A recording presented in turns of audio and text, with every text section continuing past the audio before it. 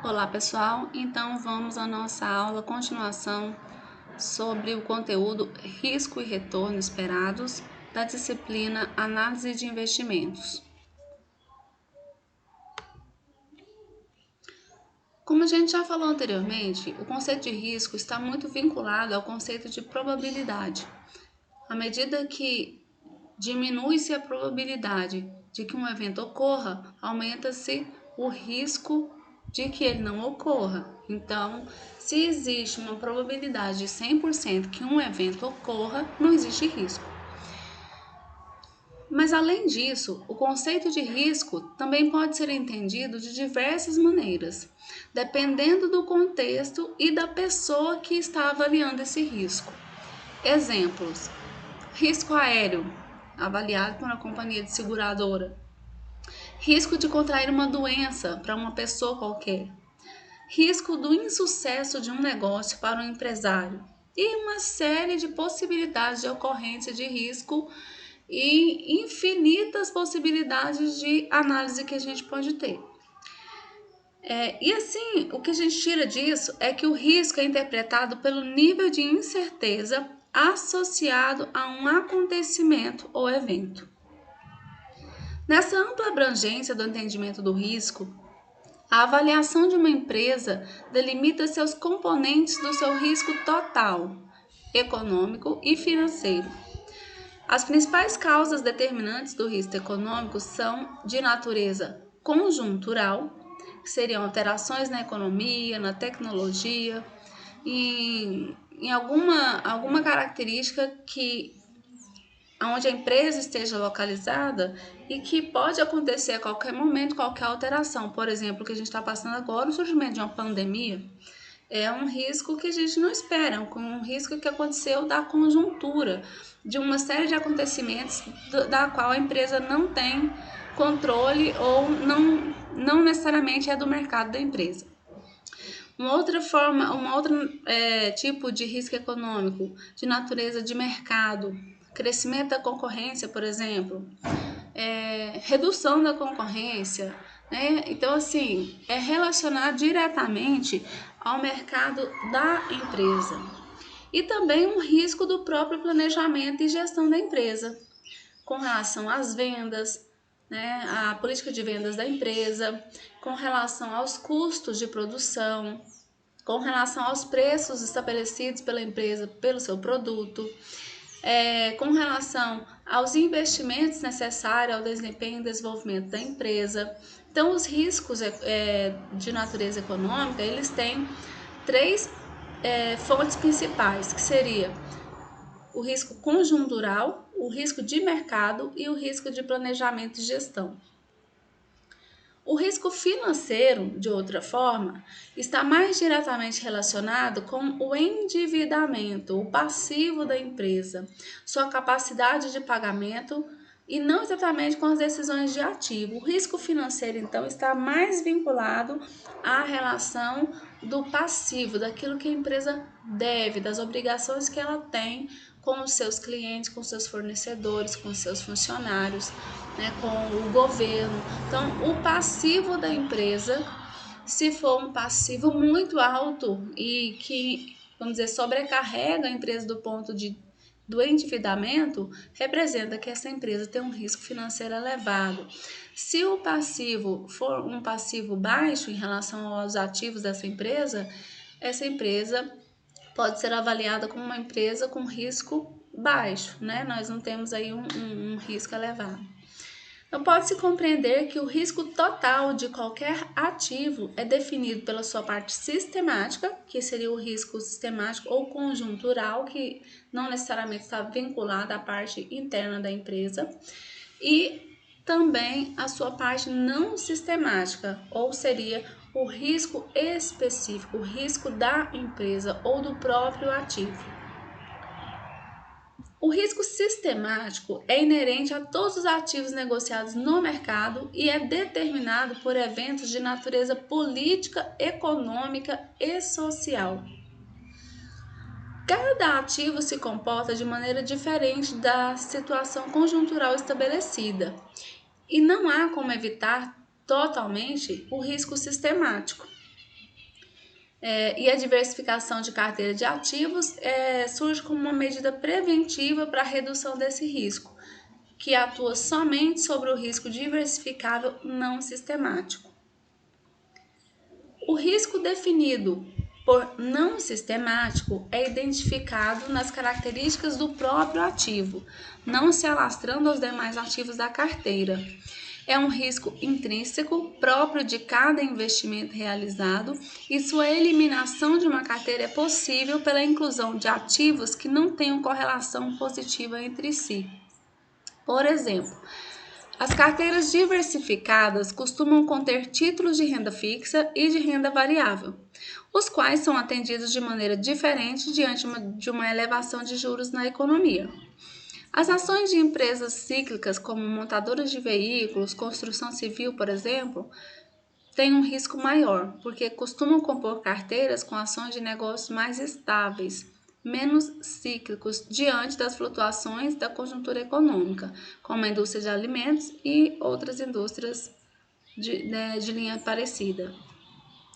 Dessa maneira, o risco total de qualquer ativo é mensurado da seguinte forma: risco total é igual ao risco sistemático mais o risco não sistemático.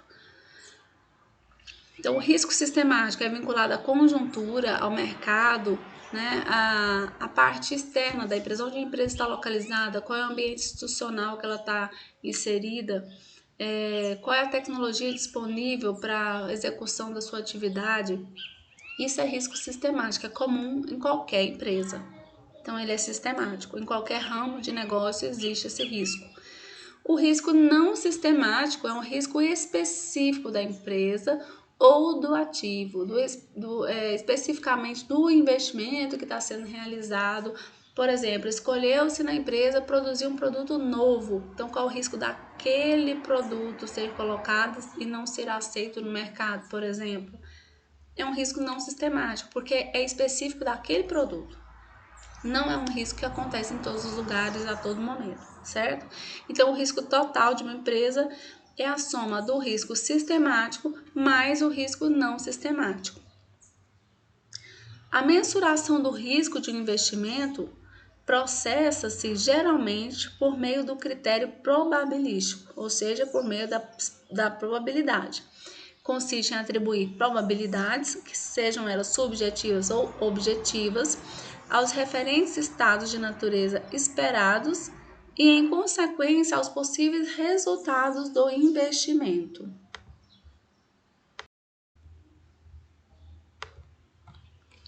Dessa maneira, então, é delineada uma distribuição de probabilidades dos resultados esperados e mensuradas as suas principais medidas de dispersão e avaliação do risco, que a gente viu na outra aula, no outro vídeo, que falava sobre o desvio padrão, sobre a variância como medidas de dispersão e avaliação do risco. A probabilidade objetiva pode ser com base em séries históricas de dados e informações, frequências relativas observadas e experiência acumulada no passado. A probabilidade subjetiva, por seu lado, tem como base a intuição, o conhecimento, a experiência do investidor e até mesmo certo grau de crença da unidade tomadora de decisão. É subjetiva, não tem como ser mensurada. A gente pode fazer uma avaliação do mercado, pode ter uma ideia da probabilidade de algo ser positivo ou negativo, mas exatamente medir em números como isso pode ocorrer de uma forma exata não existe como. Então é mais uma percepção do mercado, um estudo, uma avaliação das ocorrências do mercado, mas a empresa em si, por exemplo, ela não tem controle sobre o histórico desses acontecimentos. Então, por isso é uma probabilidade subjetiva. Então, nesse ambiente, o risco pode ser interpretado pelos desvios previsíveis dos fluxos futuros de caixa resultantes de uma decisão de investimento, encontrando-se associada a fatos considerados como de natureza incerta. Então, se a gente tem o risco, a gente faz uma projeção, como a gente viu no outro vídeo, uma projeção dos resultados esperados ou dos fluxos de caixa esperados de um investimento. E a partir daí faz-se o cálculo, né, dos desvios previsíveis, do que se pode prever dos desvios, desvio padrão, covariância, para a gente identificar qual é o nível de risco desse investimento ou desse ativo. E aí, geralmente, isso está considerando fatos de natureza incerta, né? São probabilidades dentro de uma espera de um retorno. Não é garantia, mas dentro da avaliação de risco a gente pode definir uma média de valores possíveis e ver quanto é que os resultados podem variar dessa média. Então, sua principal medida estatística, conforme demonstrado, é a variabilidade dos resultados esperados, né, principalmente dos fluxos de caixa, em relação à média. O retorno esperado também foi estudado, ele está vinculado aos fluxos incertos de caixa do investimento, ou seja, o que se pode acontecer de fluxo de caixa ou de retorno financeiro, e é determinado pela ponderação entre os valores financeiros esperados e as suas respectivas probabilidades de ocorrência, que foi a gente viu como se calcula na aula anterior.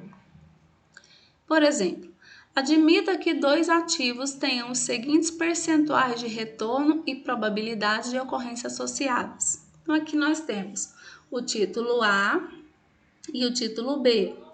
O título A nós temos retorno de 7%, possível, né? 12%, 15% ou 20%. A probabilidade da ocorrência do retorno de 7% é 10%, do de 12% é 30%, do de 15% é 40% e do de 20% é 20%.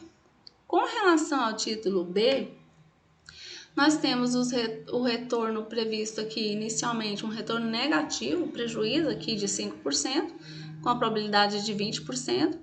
Depois um retorno zerado, né, ou seja, empata de 0%, probabilidade de 30%, ou um retorno de 10% com a probabilidade de 40% de ocorrência, um retorno de 30% com a probabilidade de 10% de ocorrência. E aí, se a gente fizer o cálculo aqui dos valores esperados, a gente vai identificar que o valor esperado do retorno do título A é de 14,13%, enquanto que o valor esperado, ou o retorno esperado do título B, é de 6%. Então, nesse caso, nós temos que o retorno esperado do título A é muito maior do que o do título B. Ou seja, o título A varia, tem um retorno esperado maior, enquanto o título B tem um retorno esperado menor. E se a gente faz o cálculo da variabilidade disso, nós temos aqui as curvas, né, que a gente estudou também no vídeo anterior, que são a curva de Gauss aqui é normal, onde o título A ele tem uma variabilidade menor em relação à média dele, que é os 14%, do que o título B, que tem uma variabilidade muito maior, que pode variar ou pode ir muito mais distante da média aqui esperada, que é de 6%. Então, nesse caso, o título A apresenta um risco menor, porque tem uma variação menor, um desvio menor do que o título B. Então, o gráfico revela que a dispersão do ativo B é superior à do ativo A, indicando maior risco. Por apresentar menor risco e maior retorno esperado, o título A é preferível ao título B. Por quê? Porque tem um maior retorno e um menor risco. Isso pode ser comprovado ainda ao se apurar os desvios padrões de cada um dos ativos. Então, pegando esses dois exemplos e calculando, por exemplo, o desvio padrão do ativo A, a gente tem aqui que o retorno esperado do ativo A é 14%, a variância 0,036%, né, e o desvio padrão de 3,6% ou 3,7%, arredondando aí. Então, nós temos um retorno de 14,3% e um desvio padrão de 3,7%. Enquanto que para o ativo B, nós temos um retorno esperado já calculado aqui de 6% e um desvio padrão de 9,95%. E a gente já viu que quanto maior o desvio padrão, maior é o risco de não se alcançar o objetivo esperado, que nesse caso é o retorno esperado médio, que é o 6%. Então, o ativo B ele é mais arriscado, ele tem um risco maior do que o ativo A. E por isso, e também tem um retorno menor do que o ativo A. Então, nesse caso, o ativo B ele não é o ativo preferido, porque ele tem um risco menor e um retorno maior. Então, a mais elevada medida de dispersão, variação, desvio padrão do ativo B revela o seu maior grau de risco em relação ao ativo A, ou seja, a variabilidade maior da média do retorno esperado do título B em relação aos possíveis resultados evidencia uma alta expectativa de risco desse ativo. O desvio padrão, como medida de risco, então, ele é determinado pela decisão de investimento a ser tomada com base na média dos possíveis retornos esperados de um ativo. E então, a postura de um investidor em relação ao risco, né? A gente está falando aqui sobre relação risco-retorno e investidor. Então, a gente identificando que é possível medir o risco por meio do desvio padrão, é possível medir qual é o valor médio esperado e é possível medir a variação e a possibilidade do risco de um ativo, aí a gente passa então a tentar compreender como é que funciona a relação entre risco, retorno e investidor. Como é que o investidor encara essa relação risco-retorno? Então, a postura de um investidor em relação ao risco ela é pessoal. Ela não se encontra numa resposta única para todas as situações. Então, vai depender do investidor, vai depender das características dessa pessoa, vai depender do contexto que ele vai tomar essa decisão. Então, tem uma série de possibilidades de reação do investidor em relação a um ativo, considerando o risco e o retorno inerente a esse ativo. A preocupação maior nas decisões de investimentos em situação de incerteza é expressar as preferências do investidor em relação ao conflito risco-retorno, inerente a toda alternativa financeira. Toda alternativa financeira vai ter um risco e um retorno esperado, certo? E aí, a preocupação é como identificar a preferência do investidor por este ou por aquele ativo. Em outras palavras, deseja-se refletir sobre as preferências do investidor com relação a determinado nível de consumo atual ou maior no futuro, porém, isso associado a um certo grau de risco. Porque o que o investidor faz, gente? Ele tem um volume financeiro e ele resolve ou consumir esse dinheiro agora, comprar tudo em bens de consumo, e ou seja, ele não vai investir e esperar um retorno, ele vai gastar o dinheiro todo agora, ou ele vai tomar a decisão de realizar um investimento, esperar um tempo e ter um retorno por isso. Só que a relação é que se vai ter que esperar um tempo e não vai gastar agora o dinheiro, você está correndo o risco de acontecer algo com esse volume financeiro, com esse dinheiro, que você pode não ter o retorno esperado, que você pode ter um retorno esperado além do que você imaginou, ou que simplesmente não aconteça nada, você não tem aumento nem redução do valor que você investiu. Então, a posição de um investidor em relação ao risco, ela é pessoal. Como a gente falou aqui anteriormente, né? A postura do investidor, ela é pessoal, não se encontra uma resposta única para todas as situações. A preocupação é o que mesmo? Identificar ou expressar as preferências do investidor em relação a um conflito que existe aí entre risco e retorno, que é inerente a qualquer aplicação financeira. E também deseja-se refletir sobre as suas preferências em relação a determinado nível de consumo atual ou um consumo maior no futuro. Só que isso tem uma relação direta com o risco inerente a essa aplicação. E aí nós partimos para a ideia da teoria da preferência. Então, a teoria da preferência, ela é um conceito microeconômico e ela tem por objetivo básico revelar como um investidor se posiciona diante de investimentos que apresentam diferentes combinações de risco e retorno. Como o investidor toma a decisão, de que forma ele estabelece que esse ativo ou esta ação ou esse investimento é preferível a outro.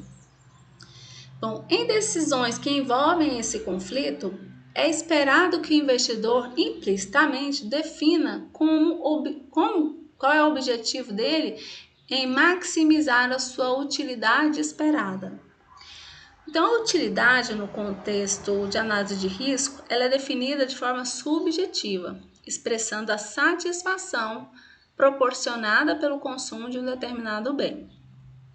Então, vem da teoria da utilidade, lá da microeconomia, que diz que um indivíduo ele só vai realizar um investimento ou consumir um produto à medida que esse investimento ou esse produto traz para esse indivíduo um determinado grau de satisfação ou que seja útil para ele na visão de satisfazer a sua necessidade ou a sua expectativa.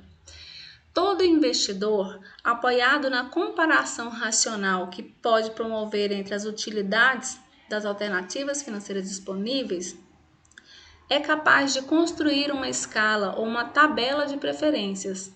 Esse conceito é essencial para a divisão em condições de risco, porque é preciso que o investidor ele estabeleça qual é a preferência, qual é o investimento preferencial, aquele que chama mais a atenção dele e que tem mais predisposição para que ele invista. Então, na escala de preferências, coexistem inúmeras possibilidades de investimentos igualmente atraentes ao investidor, que apresentam idênticos graus de utilidade ou satisfações em relação ao risco e o retorno esperados. Assim, seguindo um comportamento de natureza comparativa, o investidor pode selecionar racionalmente uma alternativa de aplicação de capital que vai lhe proporcionar uma maior satisfação possível. Essa satisfação geralmente é relacionada entre um maior retorno desejado e um menor risco corrido. A escala de preferência do investidor é representada pela denominada curva de indiferença. Essa curva ela é compreendida como um reflexo da atitude que o investidor assume diante do risco de uma aplicação e do retorno produzido pela decisão, e envolve inúmeras combinações igualmente desejáveis. Qualquer combinação inserida sobre a curva de indiferença é igualmente desejável, pois deve proporcionar o mesmo nível de utilidade ou de satisfação para o investidor. O investidor dentro da curva, em cima da curva de indiferença, ele é indiferente, tanto faz este ou aquele investimento, se para ele qualquer um deles vai trazer o mesmo nível de satisfação ou de utilidade. Essa abordagem da representação da curva de indiferença, ela visa avaliar a reação de um investidor de mercado diante de diferentes alternativas de investimento, demonstrando aquelas capazes de satisfazer as suas expectativas de risco e retorno. É um enfoque essencialmente comparativo, permitindo a visualização das preferências do investidor diante do objetivo de maximização da sua satisfação ou grau de utilidade. Então, é uma forma de estabelecer comparativamente qual é o investimento ou os investimentos que vão trazer para o investidor maior satisfação e facilitar dessa forma a tomada de decisão dele. Então, aqui, esse gráfico ele representa uma curva de indiferença. Essa curva de indiferença aqui, ela está num gráfico onde o eixo vertical é representado pelo retorno esperado.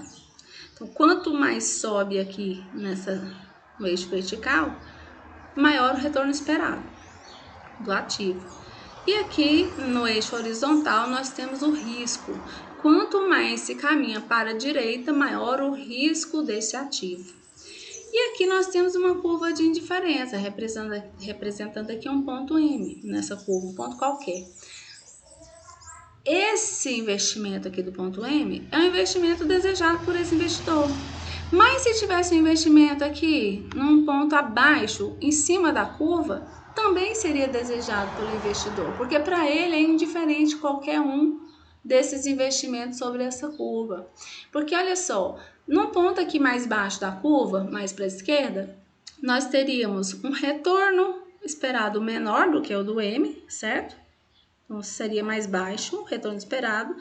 Contudo, o risco desse ativo também seria menor do que se a gente considerasse aqui o ponto M, certo? Se a gente caminha para cima aqui nessa curva, caminhando para a direita na curva de indiferença, aqui na pontinha da curva a gente teria um valor esperado bem elevado, contudo um risco também mais elevado.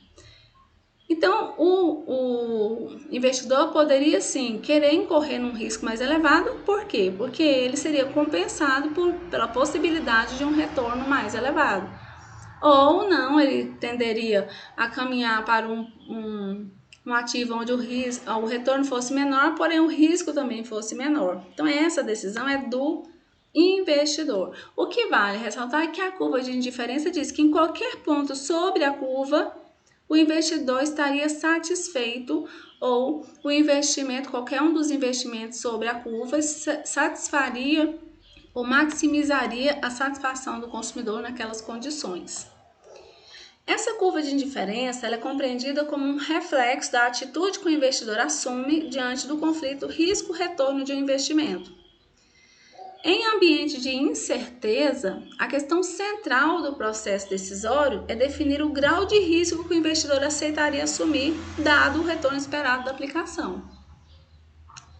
Então, na decisão, a gente, por exemplo, fez o cálculo das possibilidades de retorno esperado, né, o retorno esperado médio, identificou-se quais são os riscos dos ativos, né, por meio do desvio padrão.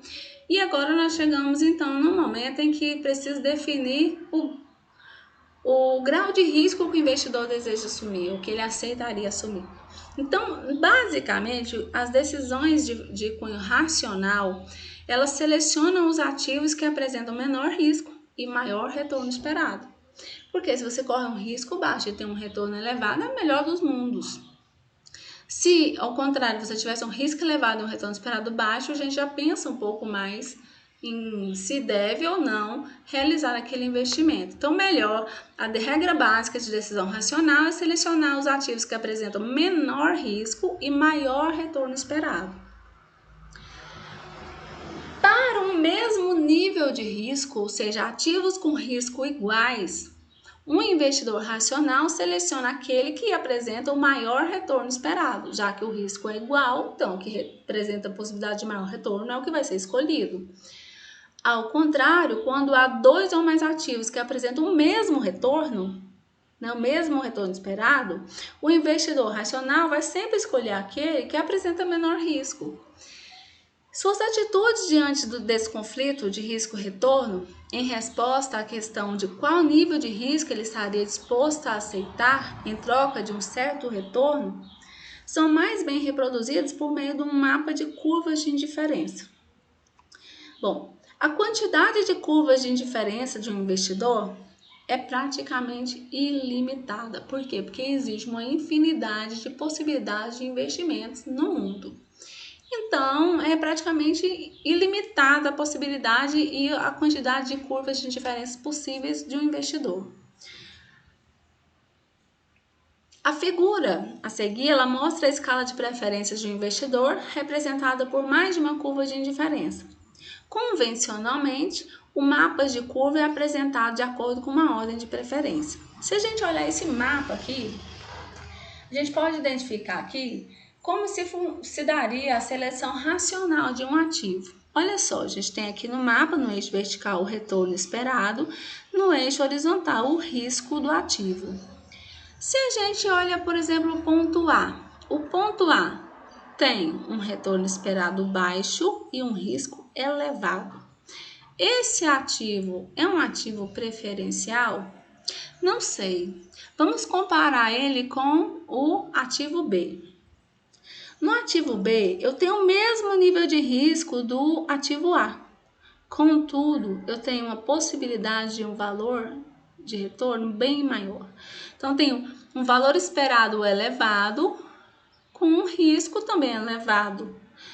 Essa situação, se eu comparar o ativo A ao ativo B, eu vou preferir o ativo B. Por quê? Porque o B apresenta o mesmo risco do A, contudo ele apresenta um retorno esperado maior.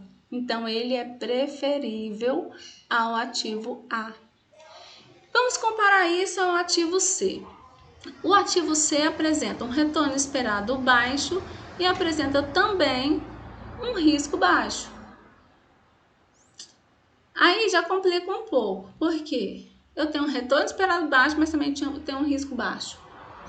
Se eu comparo ele com o A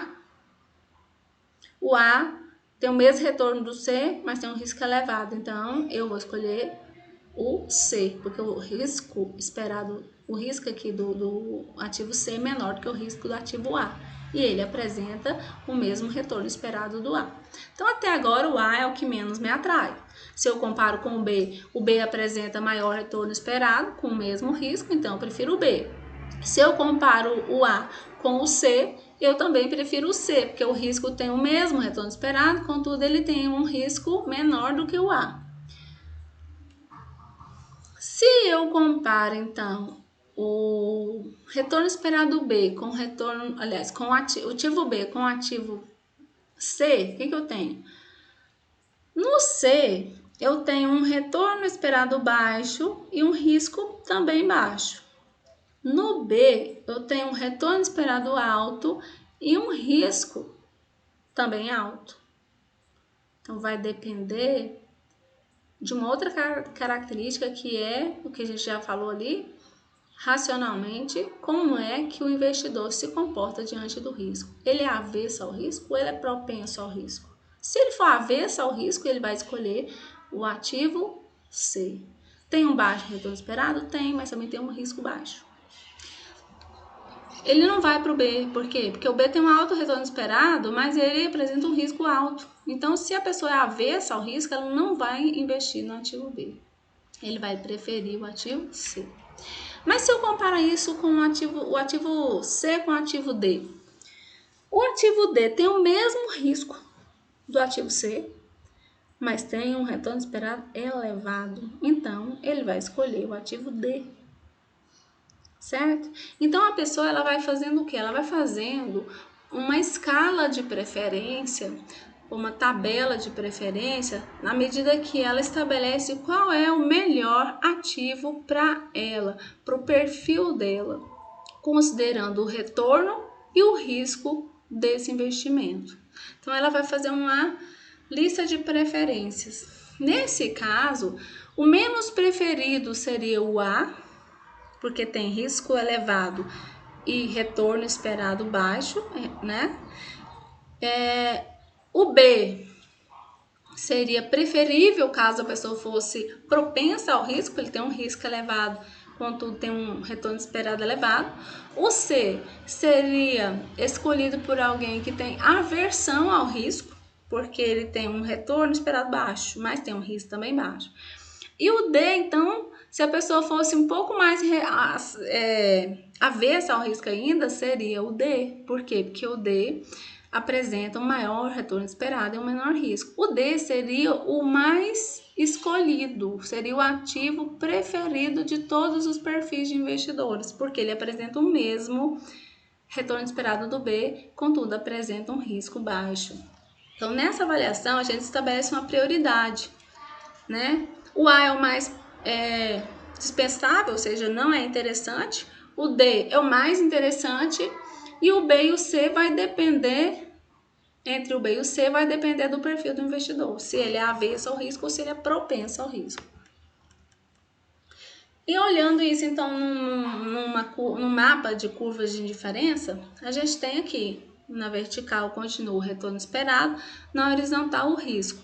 E nós temos aqui, ó, 3 curvas de indiferença. A curva de indiferença R1, a curva de indiferença R2 e a curva de indiferença R3. Nesse caso, a curva de indiferença R1 apresenta uma gama de investimentos que para um investidor X pode satisfazer qualquer um dos níveis de investimento que ele deseja. Mas, se ele puder investir na curva de investimento R2, eles vão apresentar maiores retornos esperados aqui do que os da R1. Então, essa curva ela é preferida. Qualquer investimento aqui é preferível a um investimento na curva R1. Do mesmo jeito, na curva R3, qualquer investimento dentro da curva R3 é preferível a um investimento na curva R2 ou que esteja sobre a curva R1. À medida que as curvas se deslocam para cima, ou seja, se afastam do eixo horizontal, vão indicando maior nível de satisfação do investidor. Então, os pontos localizados sobre a curva R2 são preferíveis aos da curva R1 e os pontos da curva R3 são preferíveis aos da curva R2 e assim por diante. Quando a gente faz essa comparação entre os dois gráficos, essa figura 5 aqui, que seria um investidor mais conservador. Olha, esse gráfico apresenta curvas um pouco mais inclinadas para cima do que o gráfico da figura 4, que as curvas são quase com inclinação muito pequenininha, né, muito próximas ali da horizontal. O gráfico 5 já tem uma curva mais direcionada para cima. O que ele fala aqui? Ele fala o seguinte: o investidor descrito por suas curvas de indiferença na figura 5 apresenta um maior grau de aversão ao risco do que aquele da figura 4. As curvas da figura 5 refletem um investidor com perfil mais conservador, que exige uma contrapartida, uma elevação nos níveis de risco do investimento, aumentos mais relevantes nas taxas de retorno esperados. Enquanto que esse da curva 4, o risco pode ir aumentando, mas o retorno esperado não aumenta muito, porque olha só, tá vendo? As curvas elas são bem deitadinhas. Então, assim, o risco aumenta, mas não há uma elevação do retorno esperado de ponto acentuado. Então, nesse caso, o investimento é mais propenso ao risco, porque o risco está aumentando, mas para ele não afeta muito, ele pode realizar qualquer um dos investimentos aqui.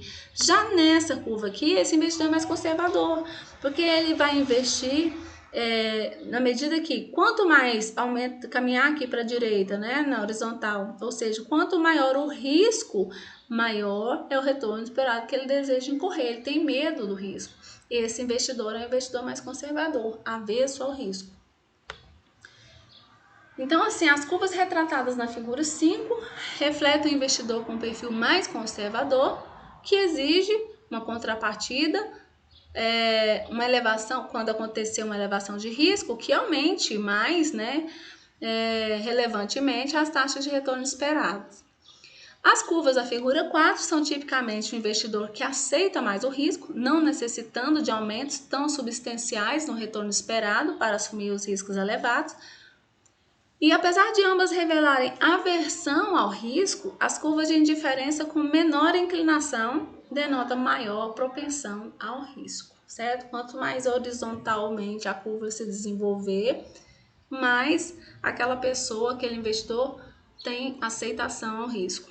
Quanto mais inclinada para cima for a curva, no caso da curva de indiferença, maior aversão ao risco. Aí existe um caso extremo de curva de indiferença que não é uma coisa assim comum de acontecer, mas ela é representada nesse gráfico, que é a figura 6.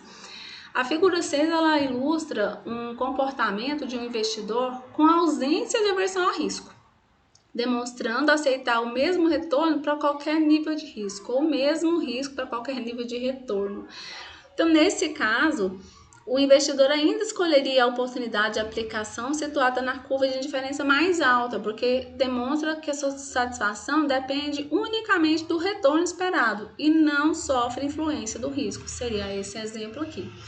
Em que tanto faz o investimento aqui, ó, nesse caso, ó, o risco pode se elevar, mas os retornos esperados, vamos supor, se a gente analisar a curva R1, o retorno esperado é o mesmo, só o risco vai aumentando. O risco aumenta, mas o retorno não aumenta. Essa pessoa não tem aversão a risco nenhuma, ela é nula, não tem aversão ao risco, é ausência total de aversão ao risco. Não interessa o risco, eu vou querer arriscar de qualquer jeito, eu vou jogar, vou arriscar, vou ganhar. Na cabeça da pessoa é essa, ela quer o retorno, não interessa o risco que ela está correndo. Só que quanto mais se eleva a possibilidade de retorno, mais ela vai escolher investimento em cima de curvas que estejam com retornos cada vez maiores. Não interessa o risco, o que interessa é o retorno. No outro lado do gráfico aqui, esse outro gráfico, né? Tanto faz, não interessa o retorno esperado. Aqui qualquer um, ela aceita assumir qualquer risco. Para ela é indiferente o risco. As decisões são tomadas considerando o retorno esperado. O risco não influencia na decisão desse investidor, mas isso é um fator extremo e que não é comum no mercado, mas existe. Geralmente quem aposta em jogos de azar tem aversão nula ao risco. Tem gente que tem um perfil de jogar, de arriscar, independente do risco que está correndo. É completamente propenso ao risco. Nesse caso, o que está influenciando a decisão dele é a possibilidade de retorno e não exatamente o risco que ele vai incorrer com aquele investimento. Então, a relação risco-retorno do investidor é essa. No geral, racionalmente, o investidor vai estabelecer uma ordem de preferência.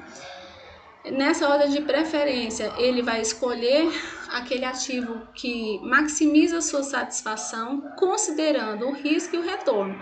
Quanto maior o risco, mais propenso a não investir naquele ativo. E que quanto maior o retorno, mais interesse por aquele ativo, dependendo da relação do investidor com o risco. Se ele é um investidor propenso ao risco ou se ele é um investidor avesso ao risco.